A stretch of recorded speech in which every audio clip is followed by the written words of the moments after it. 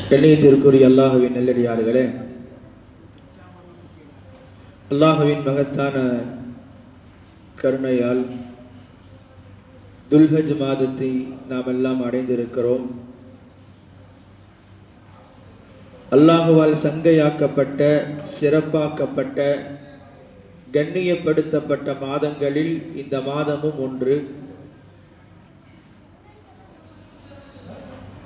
பல சிறப்புகள் இந்த மாதங்களுக்கு இருந்தாலும் பெருமக்கள் ஒரு தனித்துவத்தை சொல்கிறார்கள்.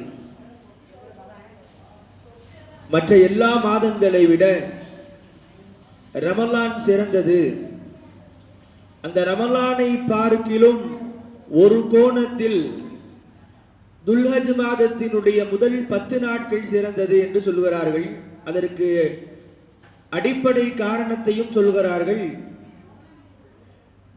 ரமலான் மாதத்தில் நோன்பு வைக்கலாம். இஸ்லாத்தின் 4 முக்கிய கடமைகளை நோன்பை நிறைவேற்றலாம், ஜகாத்து கொடுக்கலாம், தொழுகை நிறைவேற்றலாம். இதெல்லாம் ரமலானில் செய்ய முடியும். மற்ற மாதங்களிலும் நாம் செய்ய முடியும். ஆனால் ஹஜ் என்கிற இறை கடமையை, அல்லாஹ்விற்காக வேண்டி செய்ய வேண்டிய உன்னதமான ஒரு கடமையை நாம் ரமலானில் கூட செய்ய முடியாது. ரமலான்ல போய் நம்ம ஹஜ் செய்யணும்னா ஹஜ் நிறைவேறாது. ஹஜ் என்பது அந்த குறிப்பிட்ட 5 நாட்களுக்கு மட்டும்தான் சொல்ல முடியும். அது இந்த துல்ஹஜ் மாதத்தினுடைய 5 நாட்கள் தான். ஹஜ் என்கிற கடமையையும் இந்த மாதத்தில் நாம் செய்ய முடியும். நோன்பும் வைக்க முடியும், தொழுகையும் நம்மால் தொழுக முடியும். இன்ன பிற எல்லா அமல்களையும் ஒரு சேர நாம் செய்யக்கூடிய ஒரு காலகட்டம் என்பது இந்த துல்ஹஜ் மாதத்தினுடைய, அதிலும் குறிப்பான இந்த 10 நாட்களை பெருமக்கள் மேன்மைக்குரியதாக ஆக்கியிருக்கிறார்கள். அல்லாஹ்வை புகழக்கூடிய, அல்லாஹ்வை தக்பீர் சொல்லக்கூடிய மிக உயர்தரமான நிறைய அமல்களையும் பெருமக்கள் நமக்கு சொல்லிக் கொடுக்கிறார்கள். அப்படிப்பட்ட துல்ஹஜ் மாதத்தை அல்லாஹ் நமக்கு கொடுத்திருக்கிறான். வரக்கூடிய காலங்களில் அல்லாஹ் ரப்புல் ஆலமீன் உன்னதமான ஹஜ்ஜுடைய கடமையை நாம் குடும்பத்தார்களோடு சேர்ந்து நிறைவேற்றி வருவதற்கு அல்லாஹ் தௌஃபீக் செய்வானாக. அங்கெல்லாம் போய் பார்க்கணும், ஹஜ்ஜுக்காக வேண்டி நடந்து போகணும். இந்த பிரம்மாண்டமான அந்த காட்சிகளை, அல்லாஹ்வின் அடையாள சின்னங்களை, அருமை நாயகம் ஸல்லல்லாஹு அலைஹி வஸல்லம் அவர்கள் வாழ்ந்த நடந்த பூமியை நாம் பார்க்க வேண்டுமா இல்லையா? ஒரு மூமினாக, ஒரு முஸ்லிமாக நமக்கு ஒரு லட்சியம் வேண்டுமா இல்லையா? வாழ்க்கை என்பது ஒரு தடவை தானே. அந்த ஒரு தடவை வாழ்க்கையை அல்லாஹ் ரசூல் விரும்பக்கூடிய வாழ்க்கையாக அமைத்துக் கொள்வதுதான் அறிவாளிக்கான அடையாளம் என்கிறார்கள் நபிகள் நாயகம் ஸல்லல்லாஹு அலைஹி வஸல்லம் அவர்கள்.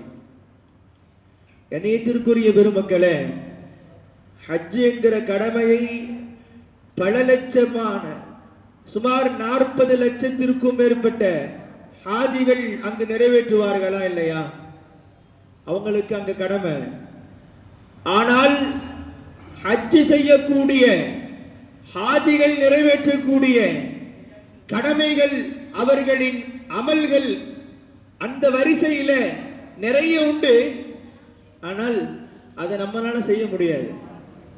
ஹாஜிகள் அங்கு போய் செய்ய வேண்டிய இபாதத்துகளை, அவர்கள் செய்யக்கூடிய கடமைகளை, அமல்களை நம்மால் செய்ய முடியாது. நாம் இங்கிருந்து கொண்டு செய்ய முடியாது. ஆனா ஒரே ஒரு கடமையை அல்லாஹ் தஆலா ஒட்டுமொத்த சமுதாயத்திற்கும் கொடுத்திருக்கிறார். ஹாஜிகள் செய்யக்கூடிய அமல்கள்ல ஒரு அமல், நிறைய செய்வாங்க. தவாஃப் செய்வாங்க, சഈ செய்வாங்க, ஷைத்தானுக்கு கல்லெறிவார்கள், மினாவில் தங்குவார்கள், முஸ்தலிஃபாவில் தங்குவார்கள், அரஃபா மைதானத்தில் தங்குவார்கள். இதெல்லாம் ஹாஜிகள் மட்டும்தான் செய்ய முடியும், அங்கு போய் தான் செய்ய முடியும். ஆனால் ஊர்ல இருந்து கொண்டே உலகத்தில் எங்கு இருந்தாலும் ஹாஜிக்கு நிகராக ஒரு அமல் நம்மால செய்ய முடியும் அப்படின்னா அது குர்பானி என்கிற அமலை தவிர வேறு எதுவும் இல்லை. குர்பானி என்பது ஹாஜிகளும் கொடுக்கிறார்கள். பல லட்சமான ஆடுகள் அங்கு கொடுக்கப்படுகிறது.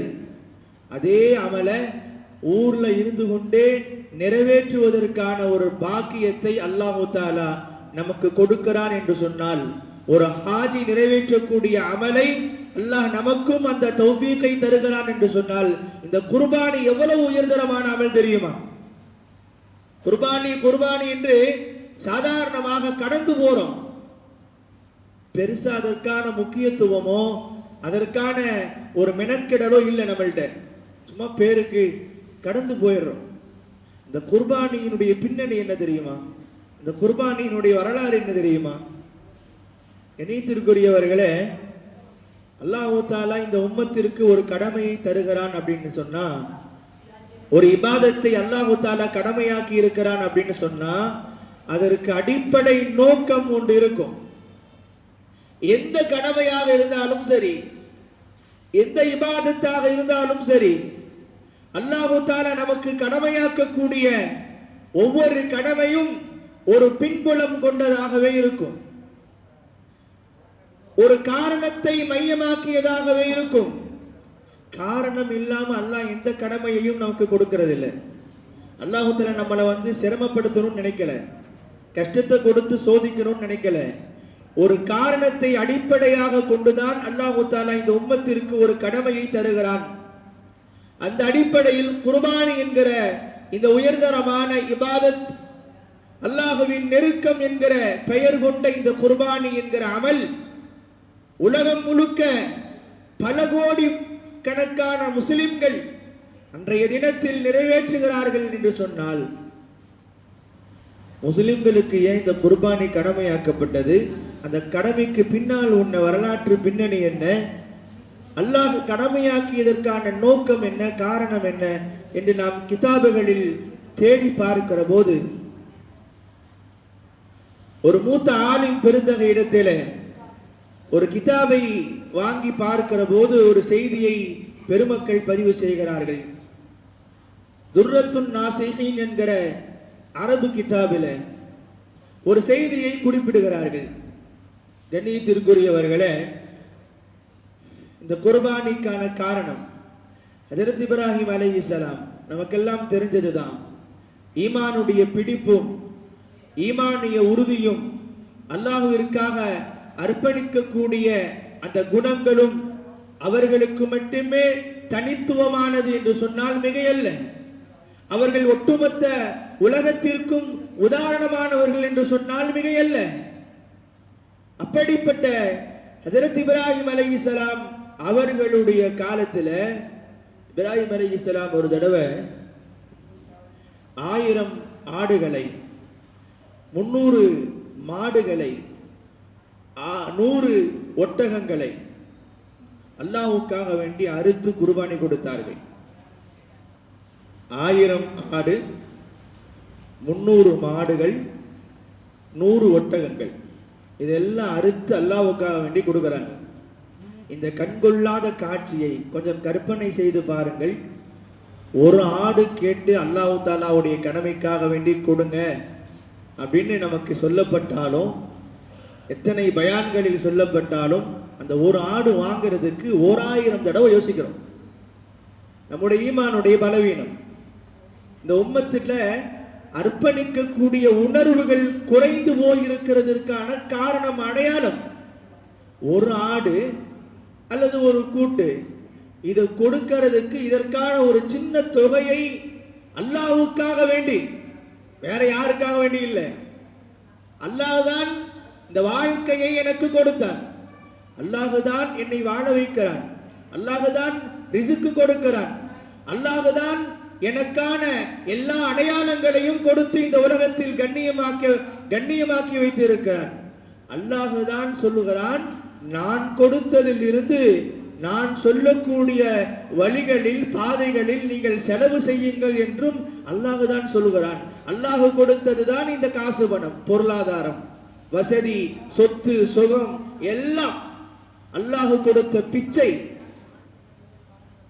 அல்லாஹ் தஆலாவுக்காக வேண்டி ஒரு ஆடு அல்லது ஒரு குர்பானி கொடுக்கணுங்கிற ஒரு நேரம் வருகிற போது, ஒரு கடமை வருகிற போது, 1000 தடவை இந்த உம்மத்து யோசிக்குது. இதுக்கு செலவு பண்ணணுமா, இந்த வருஷம் செலவு பண்ணியே ஆகணுமா, இல்ல அடுத்த வருஷம் பார்த்துக்கலாம்ல, என்னமோ அடுத்த வருஷம் நம்ம அல்லாட்ட அக்ரிமெண்ட் போட்டு வச்சிருக்கிற மாதிரி அடுத்த வருஷம் வரைக்கும் நம்ம இருப்போம், நம்ம குர்பானி கொடுப்போம் அப்படின்னு அல்லாஹ்க்கு நமக்கும் அக்ரிமெண்ட் எழுதின மாதிரி இல்லை நம்ம உம்மத்துடைய நிலைமை. யோசிக்கிறாங்க. நிறைய பேர் கொடுக்கறதே இல்லை, குர்பானியை சாதாரணமாக கடந்து போறாங்க.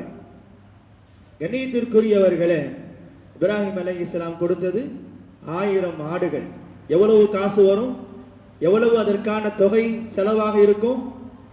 இப்ராஹிம் அலைஹிஸ்ஸலாம் 300 மாடுகள் கொடுத்தாங்க, 100 ஒட்டகங்கள் கொடுத்தாங்க. கணக்கு போடுங்க, எவ்வளவு தன் பொருளாதாரத்தை செல்வத்தை இறைத்திருப்பார்கள். அந்த ஒரு அல்லாஹ்வுக்காக வேண்டி ஒரு நேரம் கொடுத்த அந்த இபாதத்திற்காக வேண்டி மனமுவர்ந்து, நம்மள மாதிரி யோசிச்சு எல்லாம் கொடுக்கல, மனமுவர்ந்து அல்லாஹ்விற்காக வேண்டி வாரி வழங்கி கொடுத்தார்கள், அந்த இபாதத்தை நிறைவேற்றினார்கள். இதை பார்த்த மலக்குமார்களும் மனிதர்களும் ஆச்சரியப்பட்டு வியந்து போனார்கள் என்று கிதாபுகள்ல பதிவு செய்யறாங்க. கண்டிப்பா ஆச்சரியப்படணுமா இல்லையா?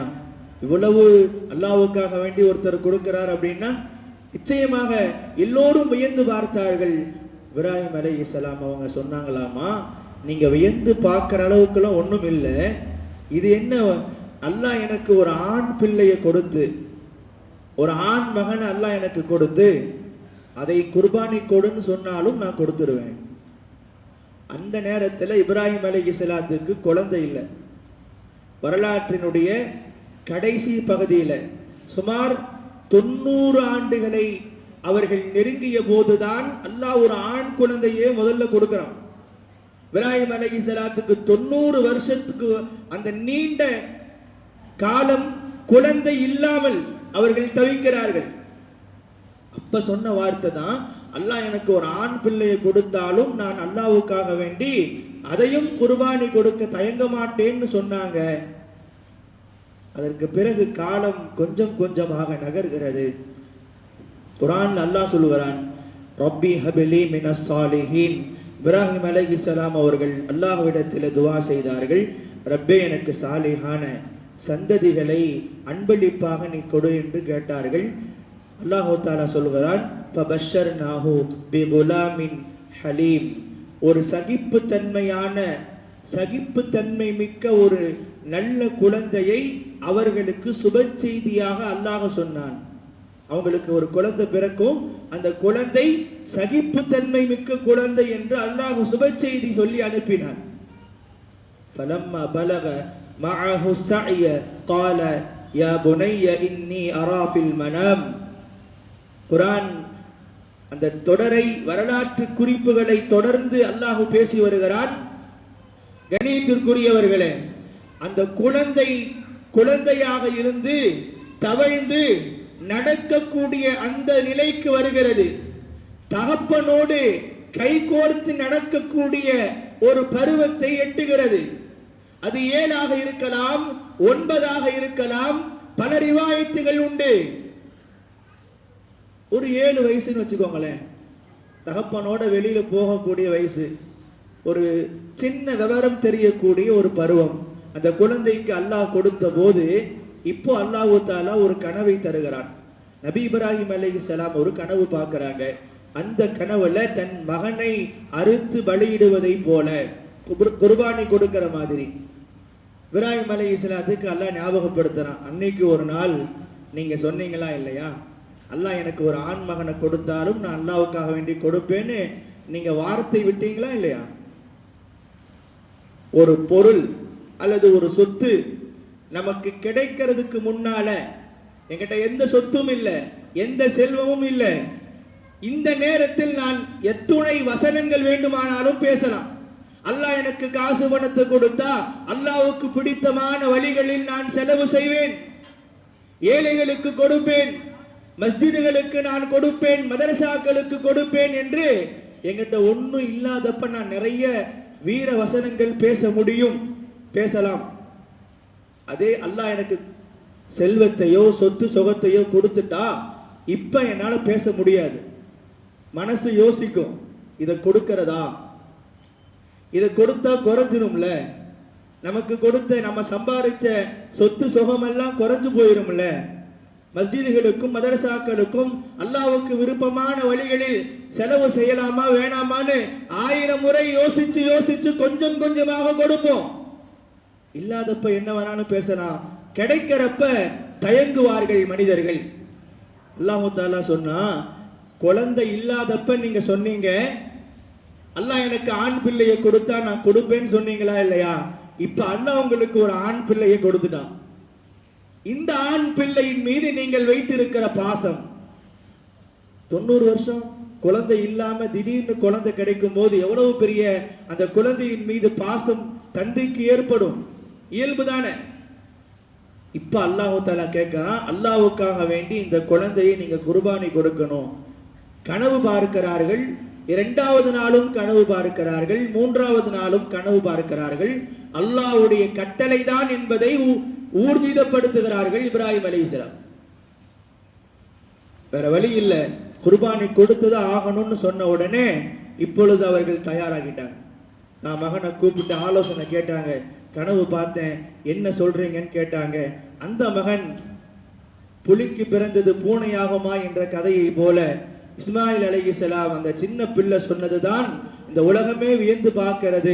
அல்லாஹ்வுடைய கட்டளை என்று சொன்னா என் உயிரை கூட நான் கொடுக்கிறதுக்கு தயாரா இருக்கிறேன், என்னை இப்படிலாம் நீங்க அறுக்கணும்னு சொல்லி தந்தைக்கு ஆலோசனை சொல்லி வழிகாட்டக்கூடிய ஒரு அற்புதமான நிகழ்வு தான் இந்த குர்பானி என்கிற உயர்தரமான அமல்.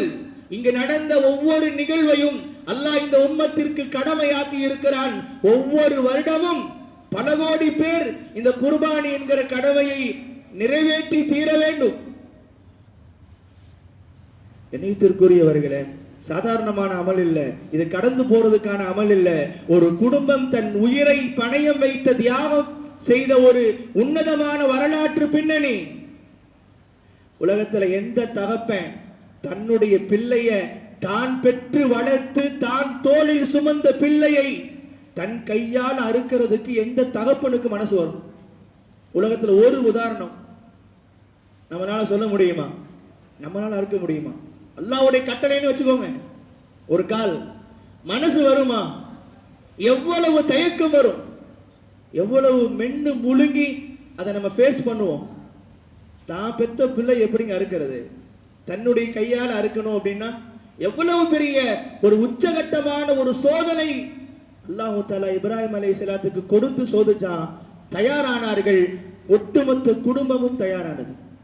அல்லாஹ்வுக்காக வேண்டி ஒட்டுமொத்த குடும்பமும் தியாகம் செய்வதற்கு தயாரானது. இந்த தியாகத்தை தான் அல்லாஹ் புகழ்ந்தான். இந்த தியாகத்தை தான் அல்லாஹ் இந்த உம்மத்திற்கு கட்டாயமாக்கி இருக்கிறான். இவ்வளவு பெரிய தியாகத்தினுடைய வரலாற்றை கேட்ட பிறகும் கூட இந்த உம்மத்துல குர்பானி கொடுக்கணும்னால ஏதோ ஒரு கஷ்டப்பட்டு வேற வழி இல்லாம கொடுக்கிற மாதிரி, ஒரு காசு பணம் கொஞ்சத்தை செலவு பண்றதுக்கு 1000 தடவை யோசிக்கிறோம், கொடுக்கணுமா வேணாமா, கொடுக்கலாமா வேணாமான்னு.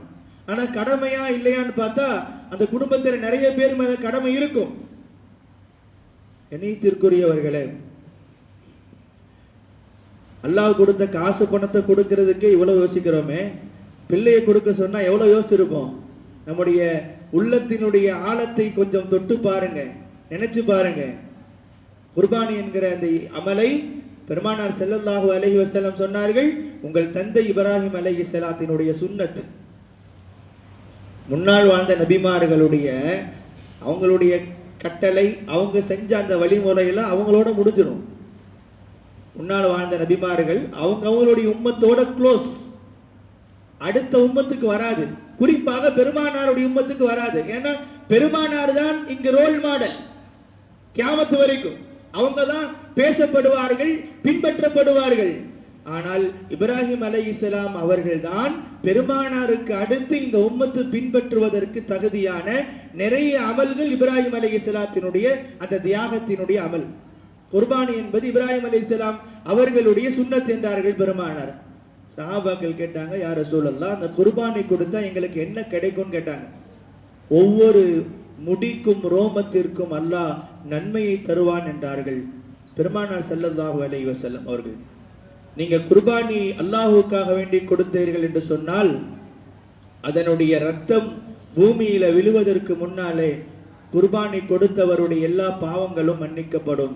நாளை மறுமையில அது கொம்புகளோடும் கால் குழம்புகளோடும் முடிகளோடும் அந்த ஆடு அந்த பிராணி சிராத்துல் முஸ்தகீமுடைய பாலத்திற்கு வருகை தரும். அந்த குர்பானி கொடுத்தவரை தன்மேல் சுமந்து கொண்டு சிராத்துல் முஸ்தகீமை கடப்பதற்கு ஒரு வாகனமாக பயன்படும் என்கிறார்கள் பெருமானார் ஸல்லல்லாஹு அலைஹி வஸல்லம் அவர்கள்.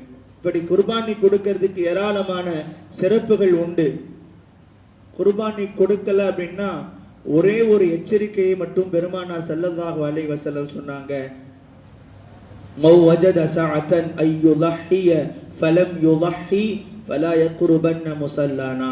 யார் குர்பானி கொடுப்பதற்கான வசதியை பெற்றிருந்தும் குர்பானி கொடுக்காமல் விட்டு விடுகிறார்களோ அவர் ஈது தொழக்கூடிய எங்களுடைய முசல்லாவிற்கு வர வேண்டாம் என்கிறார்கள் பெருமானார். வீடு வீடாக சென்று தொழுகைக்கு வாருங்கள் என்று சொன்ன நாவு சொல்கிறது, குர்பானி கொடுக்க சக்தி இருந்தும் நீ கொடுக்கல, நீ முசீபத்து, நீ தொழுகைக்கு வராதுன்னு சொன்னாங்க பெருமானார் ஸல்லல்லாஹு அலைஹி வஸல்லம். அல்லாஹ் கொடுத்த நியாமத்திலிருந்து கொஞ்சத்தை கூட கொடுக்கிறதுக்கு மனசு இல்லை அப்படின்னா அவர் எவ்வளவு பெரிய மோசமானவர் என்பது இந்த ஹதீஸ் ஒற்றை வார்த்தை நமக்கு உணர்த்தி காண்பிக்கிறது. கண்ணியத்திற்குரியவர்களே, குர்பானி யார் மேல கடமை? யாரிடத்துல தங்கம் 87.5 கிராம், வெள்ளி 612 கிராம். வெள்ளியினுடைய மதிப்பு பாருங்க, இன்னைக்கு உள்ள மதிப்பு பிரகாரம் 1,80,500 சொச்சம், 1,80,000 மதிப்பு.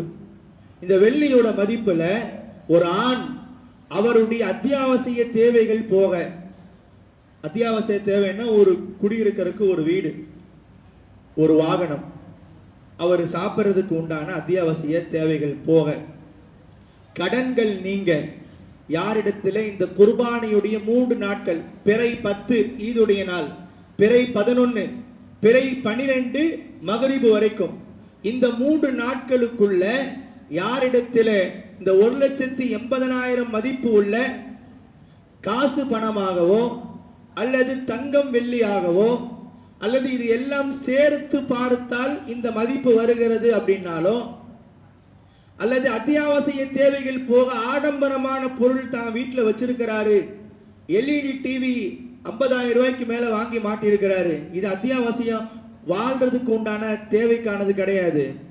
சோஃபா, பெரிய சோஃபா பர்னிச்சர்லாம் வாங்கி வச்சிருக்கிறாரு, ஹோம் தியேட்டர் வாங்கி வச்சிருக்கிறாரு, இது ஆடம்பரமான பொருள்.